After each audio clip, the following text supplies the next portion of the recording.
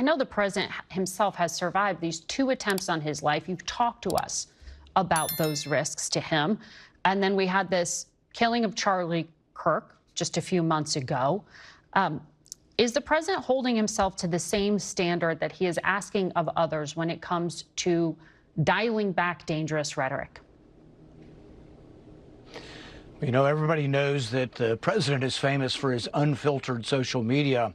But if you take at face value the idea that calling your opponents traitors and then specifically saying that it warrants the death penalty is reckless, inappropriate, irresponsible.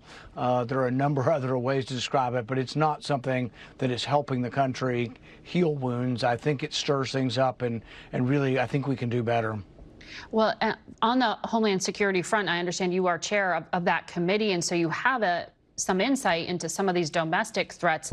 It's not just these Democratic lawmakers. We saw out in the state of Indiana, 4 Republican state senators were targeted by swatting threats amid President Trump's public pressure on them to redistrict their state. Just a few weeks ago, we did see one of the convicted January 6 rioters, who was then pardoned by President Trump, arrested for threatening to kill minority leader Hakeem Jeffries. I mean, are we at the point here where it's not just unfiltered social media posts, but truly dangerous rhetoric?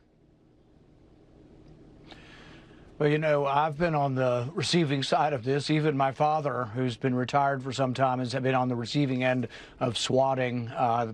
Police are called, says there's an emergency in the home, and the goal is to, you know, have someone draw a gun and be killed as the police come in, supposedly to rescue someone who's not really in need of being rescued. So I think both sides have been doing this, and I think the language on treason and traitors, both to Republicans and Democrats, is, as I said, reckless, inappropriate, irresponsible.